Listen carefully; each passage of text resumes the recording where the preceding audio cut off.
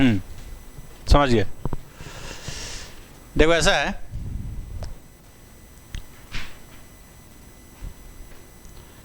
कि पिछले क्लास में हम ये कह रहे थे कि मान लो कि हमारे पास बहुत सारे वेक्टर्स हैं, इस प्रकार से बहुत सारे वेक्टर्स हैं, तो सभी के सभी तो वेक्टर ही हैं, तो उनको पहचानने के लिए एक नेम होना चाहिए। जैसे हर आदमी को पहचानने के लिए एक नेम होता है, नहीं तो आदमी तो सब है। भीड़ भाड़ में कोई जाए और कहे ये आदमी सुनो, तो सर आदमी सुनेगा, लेकिन बोलेगा कि अनिल तुम सुनो, तो अनिल सुनेगा। तो देखो वेक्टर के नेम लिखने के 3 तरीके हैं। कितने तरीके हैं? 3 तरीके हैं। देखो वो तरीके क्या हैं। सबसे पहले जैसे मान लो कि हमारे पास कोई वेक्टर है, बताए थे ना कि लाइन पे एरो डालते हैं उसको वेक्टर बोलते हैं।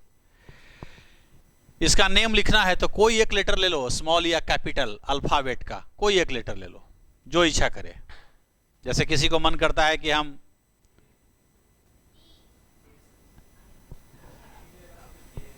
अब देखो पी बोला, जे बोला, दुनिया बोला, ए नहीं बोला, मतलब समझते हो इसका साइकोलॉजी क्या है?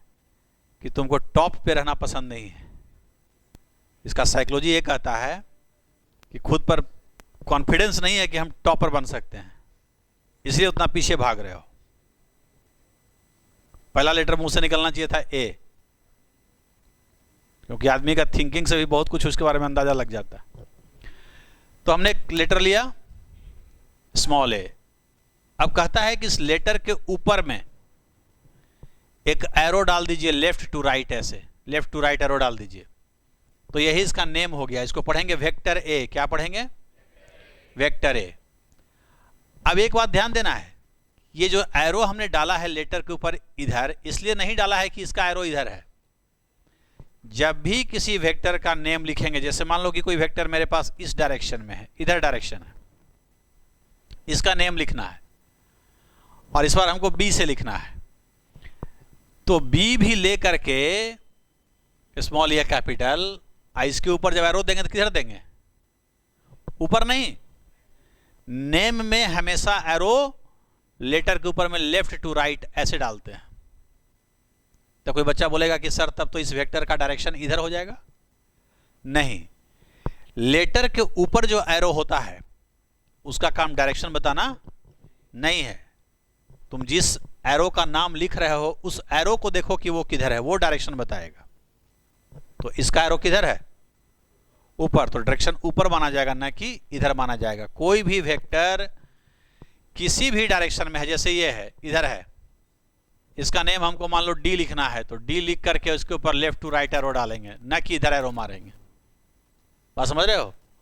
तो लेटर के ऊपर से डायरेक्शन नहीं देखते हैं। किसी लेटर के ऊपर एरो बस ये बताता है कि वो किसी न किसी वेक्टर का नेम है।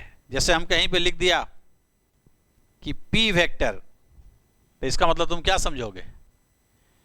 कि कोई एक वेक्टर है, लेकिन इस नाम को देख के ना तो तुम उसका डायरेक्शन पकड़ सकते हो और न ही उसका वैल्यू पकड़ सकते हो। जैसे हम कहें कि एक लड़का है, उसका नाम है सूरज, तो सूरज नेम बोलने से तुम समझ गया कि सूरज लंबा है कि मोटा है कि पतला है कि दुबला है कि काला है कि गोरा है? कुछ पता चला? पढ़ा लिखा है कि बेवकूफ है? कुछ पता चला? नाम से कुछ पता नहीं चला। यह पता चलता है कि सूरज किसी आदमी का नाम होगा, यह पता चलता है। तो ऐसे ही लेटर के ऊपर एरो से सिर्फ यह पता चलता है कि वो किसी वेक्टर का नाम है। वो वेक्टर किधर है, क्या है, नहीं है, उससे कोई आइडिया नहीं लगता है। तो एक तरीका तो यह है कि लेटर के ऊपर एरो डालते हैं। दूसरा तरीका यह है कि जैसे मान लो हमारे पास एक वेक्टर है ये, और इसका नेम लिखना है, तो एक लेटर ना लेकर के 2 लेटर लो, डबल लेटर, और एक लेटर इसके टेल पर लिखो और एक लेटर कहां लिखो? हेड पर लिखो। अब जैसे मान लो हम टेल पर लिख दिया सी और यहां कुछ लिख दिया डी, कुछ भी लिख सकते हो। तो अब क्या करना है कि पहले टेल का लेटर लिखो, फिर हेड का लिखो, और तब इसके ऊपर लेफ्ट टू राइट एरो मारो, तो सीडी वेक्टर भी नेम हो सकता है वेक्टर का। जब भी डबल लेटर से दिखाई दे नेम, तो फर्स्ट जो लेटर होगा वो कहां रहेगा? टेल पे, और सेकंड लेटर हेड पे। और ये तो पहले ही बता दिया कि इस एरो से डायरेक्शन, ऐसा नहीं समझना है कि सीडी के ऊपर एरो इधर है मतलब सीडी वेक्टर इधर है। हो सकता है कि सीडी वेक्टर इधर हो और यहां सी हो और यहां डी हो, इसलिए वो सीडी लिखा गया है। समझ में आ रही है बात? तो वेक्टर सिंगल लेटर से भी लिखे जाते हैं और डबल लेटर से भी लिखे जाते हैं। तो खैर, तो बात की बात है। तो जितने भी रशियन बुक हैं चाहे अमेरिकन बुक्स हैं, उसमें क्या करता है कि जैसे मान लो ये वेक्टर है और इसका नेम लिखना है और ए से लिखना है, तो वो ए को खूब बोल्ड कर देगा, डीप ऐसे। अब यहां तो हमको दिक्कत हो रही है बोल्ड करने में, बार बार पेन चलाना पड़ रहा है। वहां कंप्यूटर में तो बोल्ड करने का आता है ना, बटन मार देता है तो बोल्ड हो जाता है। तो मान लो कि बुक पढ़ रहे हो ये रोडोव की, और एक नॉर्मल ए है और एक डीप वाला ए है, तो जो ए है डीप वाला, इसको ए नहीं पढ़ोगे, इसको पढ़ोगे कि इसके ऊपर वेक्टर छुपा हुआ है, ये वेक्टर ए है, मतलब वो वेक्टर का नेम है। बात समझा? तो तीन तरीका है, आइदर बाय बोल्ड लेटर, और बाय डबल लेटर, और बाय सिंगल लेटर। और ध्यान रहे कि दो वेक्टर का यदि वैल्यू समान हो और डायरेक्शन समान हो तभी सेम नेम देंगे। अगर दोनों अलग अलग है, वैल्यू या डायरेक्शन या दोनों में से कोई भी एक अलग हो गया, तो नेम अलग अलग देना है। अब किसी बच्चे को लगता है कि ऐसा भी लिख सकते हैं क्या, A1 वेक्टर? हाँ, लिख सकते हैं, A1, A2, A dash vector, ये सब चलता है, नेम देने में सब चलता है। आप समझे? सिंबॉलिकली, अगला पॉइंट में जहां लिख रहे थे उसके आगे, सिंबॉलिकली मतलब संकेत में। जैसे कैसे सोडियम को पूरा ना लिख करके संकेत में क्या लिखते हो, Na, तो ऐसे वेक्टर का नाम शॉर्ट में लिखेंगे ना। तो symbolically a vector is represented by a single or double letter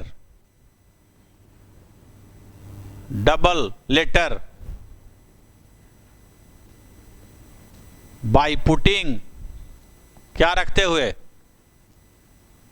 क्या पुट करेंगे, क्या रखेंगे, by putting an arrow over it, ऊपर, over it, कैसे, from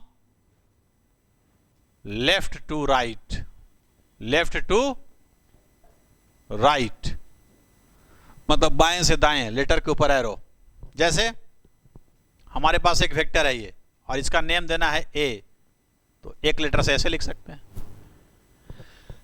कोई वेक्टर इधर है, हमको इसका नाम देना है पी क्यू, बोल रहा था पी क्यू, तो पहले पी लिखेंगे फिर क्यू लिखेंगे, ऐसे नाम पड़ेगा। क्यूपी नहीं लिखेंगे, क्यूपी नाम कब होगा,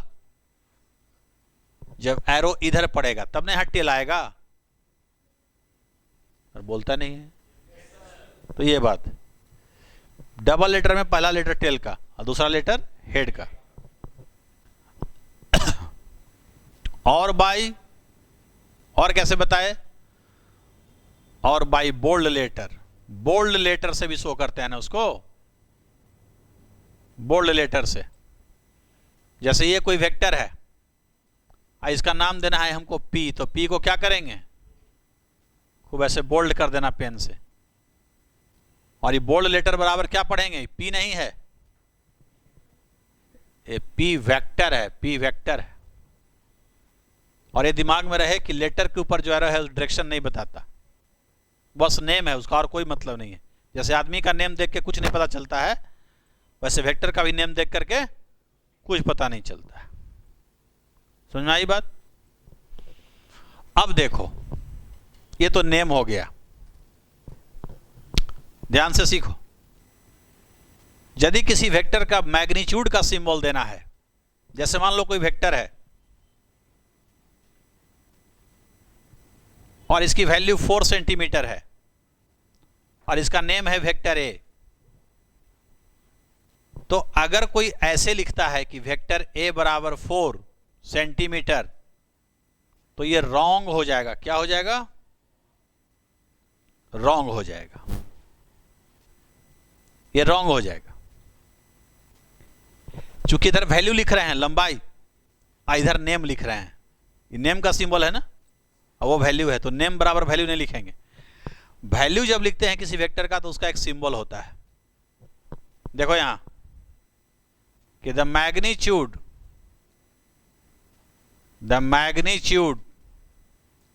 ऑफ अ वेक्टर ए, कौन सा वेक्टर है हमारे पास? कौन सा वेक्टर हमारे पास है?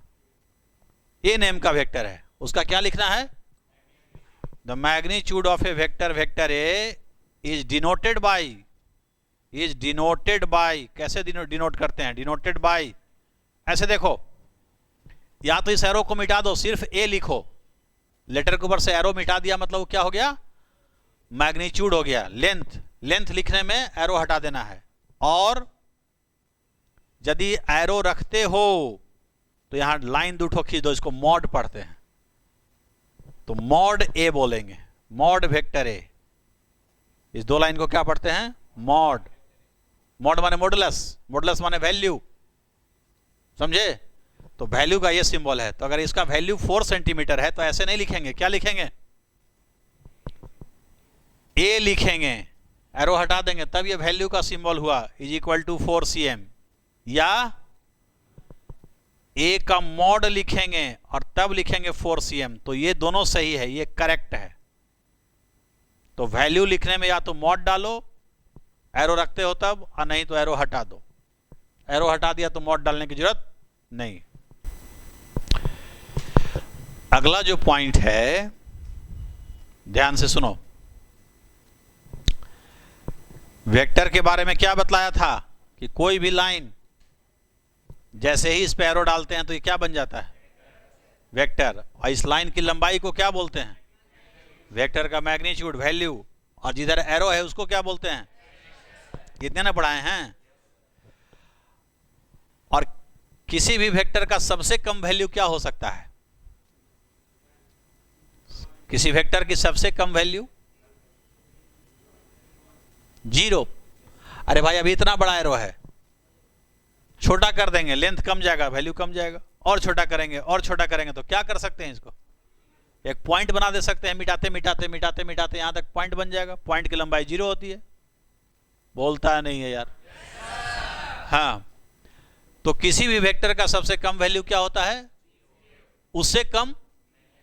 तो कोई पूछेगा किसी वेक्टर का वैल्यू माइनस हो सकता है कि नहीं? नहीं, नेवर, नहीं होगा, क्योंकि एरो की हो सकता है। तुम्हारी लंबाई माइनस में बोले, उल्टा करके नाप दें, सर नीचे पैर ऊपर, उसके बाद नापें। बोलो, किसी भी वेक्टर की वैल्यू माइनस नहीं होती है। वेक्टर की value always positive, value always positive होती है। ठीक है ना? तो क्या लिखेंगे हम पॉइंट में कि द मिनिमम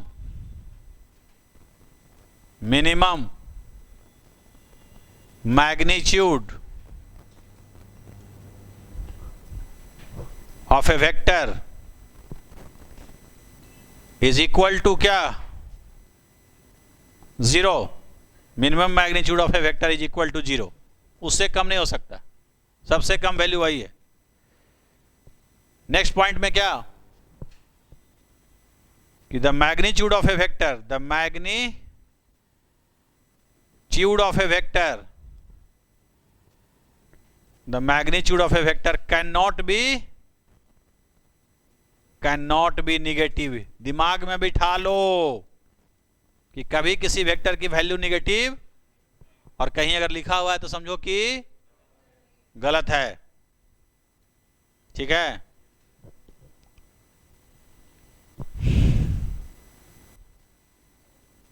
आदत बहुत खराब है तुम्हारी, सिखाया नहीं गया अभी तक बैठने उठने का तरीका क्लास में। देखो, सपोज करो कि हमारे पास एक ट्रायंगल है ऐसा, और ये ट्रायंगल वेक्टर का बना हुआ है। यहां वेक्टर ए है, ये वेक्टर बी है, और ये वेक्टर सी है, और यहां पे 90 डिग्री। एक एग्जांपल पूछ रहे हैं तुमसे, कहता है कि choose correct option, choose correct option. पहला ऑप्शन है कि सी वेक्टर का स्क्वायर बराबर वेक्टर ए का स्क्वायर प्लस वेक्टर बी का स्क्वायर। दूसरा ऑप्शन है ये एंगल थीटा है, तो cos theta is equal to A by C. और तीसरा ऑप्शन है कि C square is equal to A square plus B square. और चौथा ऑप्शन है मॉड सी का square is equal to mod ए का स्क्वायर प्लस मॉड बी का स्क्वायर। कौन सा ऑप्शन सही है?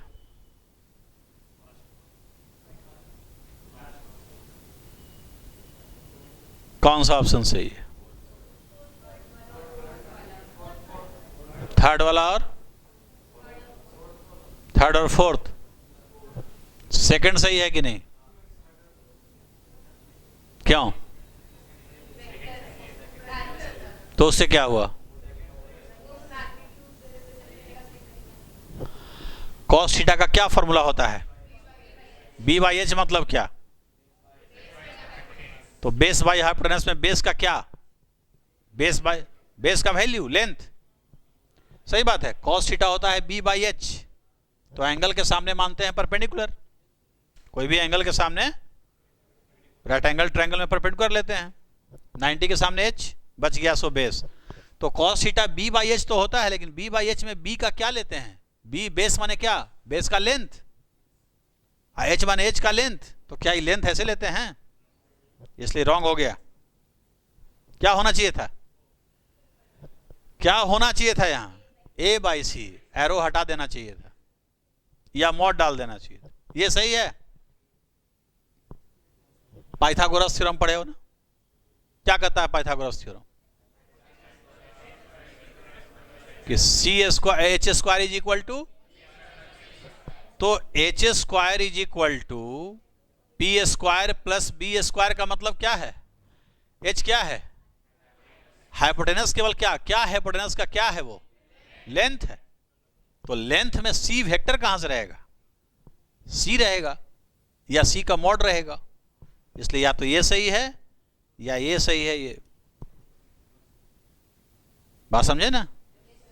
तो ये बात क्वेश्चन है, नोट कर लो।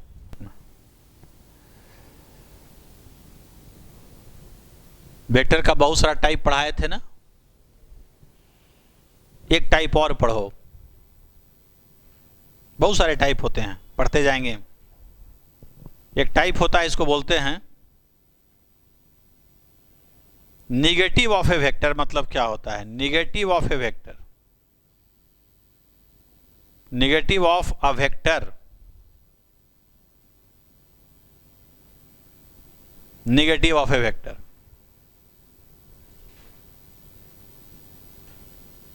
कहोगे कि अभी तो आप निगेटिव नहीं पढ़ाए थे। हम क्या निगेटिव नहीं पढ़ाए थे? कि वैल्यू निगेटिव नहीं होता है।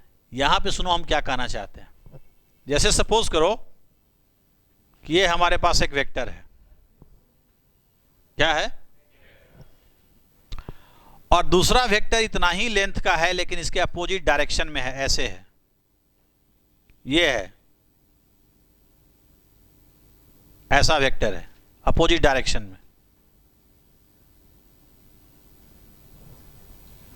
Value same, direction.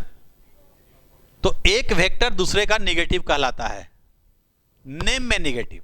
जैसे अगर इसका नेम दे वेक्टर ए, तो इसका नेम हो जाएगा माइनस वेक्टर ए, या इसका ए देंगे तो उसका हो जाएगा, नेम में माइनस है, वैल्यू माइनस नहीं होगा। अगर ये 4 सेंटीमीटर का है तो ये भी 4 सेंटीमीटर का है, तो बोल ही रहे हैं कि लेंथ दोनों का सेम है। तो निगेटिव कहलाने के लिए लेंथ सेम होना चाहिए और डायरेक्शन अपोजिट होना चाहिए। अलग मतलब नहीं, अपोजिट होना चाहिए। तो ऐसे केस में एक वेक्टर दूसरे का, तो क्या लिखेंगे कि if magnitude of two vectors be equal but vectors are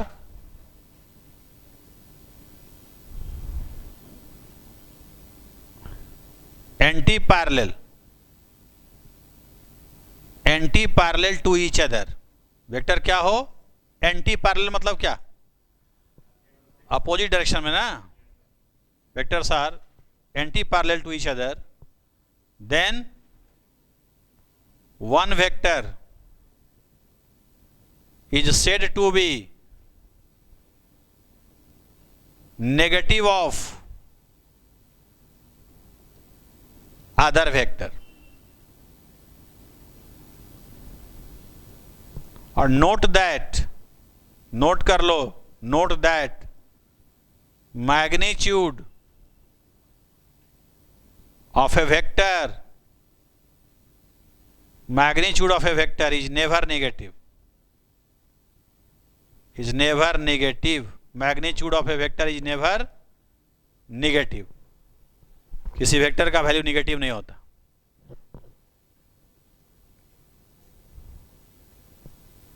कभी निगेटिव नहीं होता। समझ में आया? एक चीज देखो यहां, जैसे मान लो ए बच्चों, एक वेक्टर ये है और एक वेक्टर ये ले लें, एक दूसरे का निगेटिव है कि नहीं? गला दबा देंगे, जान मार देंगे। निगेटिव होने का पहला कंडीशन क्या है कि लेंथ सेम होना चाहिए, वैल्यू सेम है। तो कैसे निगेटिव हो गया? नहीं होगा। डायरेक्शन अपोजिट तो है, लेंथ सेम कहां है? ये दोनों को क्या कहेंगे, कैसा वेक्टर है, क्या टाइप का वेक्टर है? केवल डायरेक्शन अपोजिट रहने से क्या कहलाता है? वैल्यू बराबर रहे चाहे नहीं, केवल डायरेक्शन अपोजिट है तो क्या कहलाता है? एंटी पैरेलल वेक्टर है, एंटी पैरेलल है।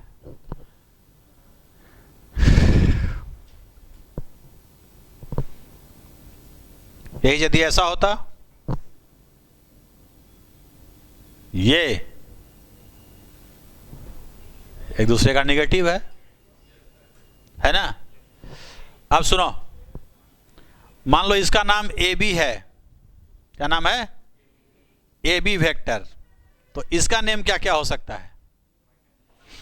एक तो इसके उल्टा है, तो एक नाम तो इसका माइनस ए बी वेक्टर भी हो सकता है। और एरो जब यहां हो गया तो यहां बी आ गया ना जी, यहां क्या आ गया? तो पहले टेल से लिखते हैं फिर हेड लिखते हैं डबल लेटर में, तो इसको बी ए वेक्टर भी लिख सकते हैं। क्या लिख सकते हैं? तो इसका दो नेम है, माइनस ए बी चाहे, मतलब क्या देखा कि यदि डबल लेटर से वेक्टर का नेम है और लेटर के पोजीशन में चेंज कर दिया जाए, लेटर के पोजीशन में क्या हो, चेंज कर दिया जाए, जैसे ए को आगे कर दिया जाए पीछे से आगे, अब बी को पीछे, तो क्या आ जाता है? माइनस। मतलब पी क्यू बराबर क्या लिखेंगे? Minus Q P. C D बराबर माइनस डी सी। ऐसे समझे, समझ गए?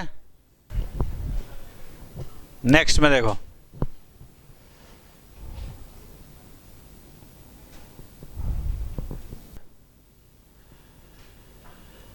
निगेटिव वेक्टर समझ लिया, parallel, anti parallel, unit vector, null vector सब समझ लिया। अब देखो, जैसे मान लो कि कोई लिखा हुआ है 2a वेक्टर, तो इसका मतलब क्या है?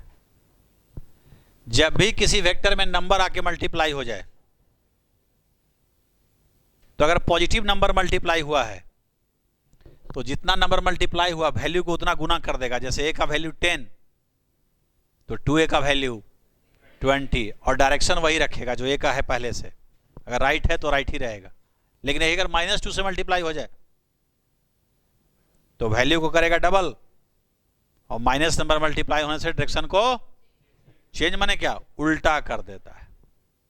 समझ गए? जैसे तुमसे हम ये कहें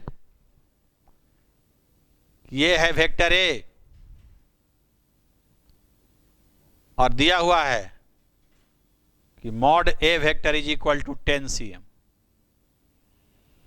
तो बताओ, शो करो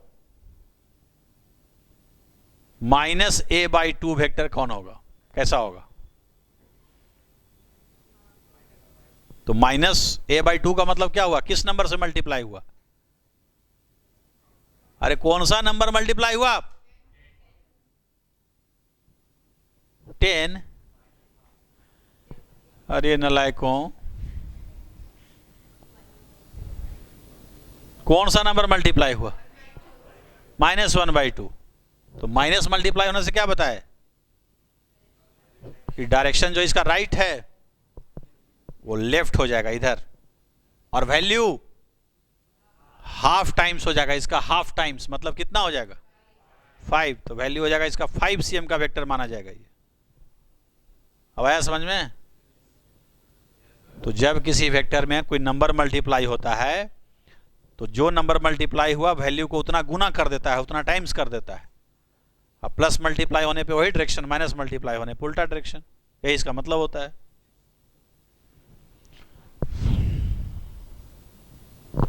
तो क्या लिखेंगे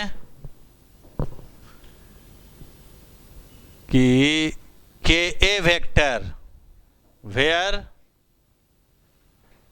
के इज ए नंबर, के क्या है, कोई नंबर है, K A vector where K is a number represents, किसको रिप्रेजेंट करता है बोलो, represents a vector whose magnitude, whose magnitude, जिसका मैग्नीट्यूड क्या होता है, whose magnitude is k times that of vector A, vector A के मैग्नीट्यूड का k टाइम्स होगा, and K A vector is in the direction of vector A if k is positive and opposite to A, and opposite to A if k is negative. Minus भी मतलब positive को short में लिखते हैं, plus भी positive लिखते हैं ना, तो पॉजिटिव के स्पेलिंग में लास्ट में भी आता है ना, तो वही भी है पॉजिटिव। प्लस भी मतलब पॉजिटिव, माइनस भी मतलब नेगेटिव। अरे ऐसे लिखते हो ना पॉजिटिव जी, पॉजिटिव लिखते हो ना, तो यही भी यहां उठा लिया जाता है, पूरा इतना बड़ा ना लिख करके। समझ में आई बात?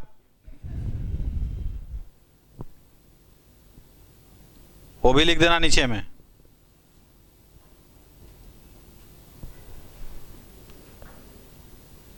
What will be magnitude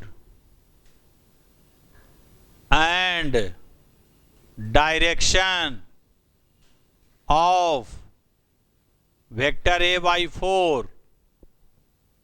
बताओ, क्वेश्चन यही है। वेक्टर A/4 का मैग्नीट्यूड और डायरेक्शन क्या होगा? वेक्टर A/4 का मैग्नीट्यूड और डायरेक्शन बताओ, बोलो।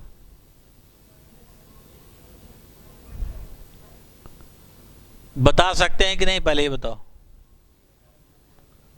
हाँ, बता ही नहीं सकते हैं, क्योंकि जब तक ए नहीं देगा, A/4 है मतलब 1/4 से मल्टीप्लाई हुआ ए में, तो ए पता रहेगा तब ना, यही लापता है। फादर है ही नहीं तो बेटा कहां से हो सकता है? अरे बिना फादर के बेटा हो सकता है? देखा कहीं? हंसता है। हाँ? अरे सुना है ऐसा? देखे हो तुम? तो देखो, ये मीनिंगलेस क्वेश्चन है कांट से। अब हमको दे दें तब, if vector A is of magnitude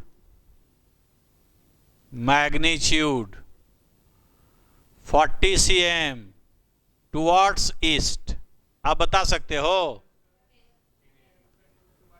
कहता है कि ए जो है 40 cm का है और किधर है? ईस्ट में। तो A/4 क्या होगा? 10 cm। किधर? ईस्ट में, क्योंकि पॉजिटिव नंबर 1/4 मल्टीप्लाई हुआ है। तो A/4 वेक्टर ईस्ट में ही रहेगा। दाहिनी हाथ की तरफ ईस्ट दिखाते हैं, क्या दिखाते हैं? यही A/4 वेक्टर होगा। अरे बोलो नहीं यार। अब देखो, वेक्टर का नाम सीखा, उसका सिंबल सीखा, उसका टाइप सीखा। अब जरा वेक्टर का डायरेक्शन बोलना सीखो। क्या सीखो? डायरेक्शन कैसे बोलते हैं, वेक्टर का डायरेक्शन। मेन चीज यही है, जिसको डायरेक्शन पढ़ना आ गया फिर उसको कोई दिक्कत नहीं है। कैसे पढ़ते हैं डायरेक्शन? देखो, एक बात दिमाग में बिठा लो, किसी भी वेक्टर का डायरेक्शन पढ़ना हो, जैसे तुमसे कोई पूछे कि तुम कौन हो, तो क्या बताओगे? तुम कौन हो? तुम्हारा अपना नाम बताओगे। मान लो नाम तो हम नहीं जानते हैं, तब क्या बताओगे? हमको नहीं पता चला तुम्हारे नाम से कि तुम कौन है, तब क्या बताओगे? पापा का नाम बताओगे। अब पापा को अगर लोग जानते होंगे तो सही बात है, कुछ ज्यादा पता चलेगा, और नहीं तो नहीं जानते हैं तो मान लो उनसे भी क्लियर नहीं होगा, तब क्या करोगे? हमारी तो सीक्वेंस चलेगा, और ऐसा हम लोग करते भी हैं। तो अगले दिन तुमको हम डायरेक्शन पढ़ना सिखाएंगे और वेक्टर्स का एडिशन सिखाएंगे। क्लास नहीं छोड़ना, क्लास भूल के भी मत छोड़ना। आप अब यदि क्लास छोड़ोगे तो बहुत दिक्कत में पड़ जाओगे, ठीक है ना?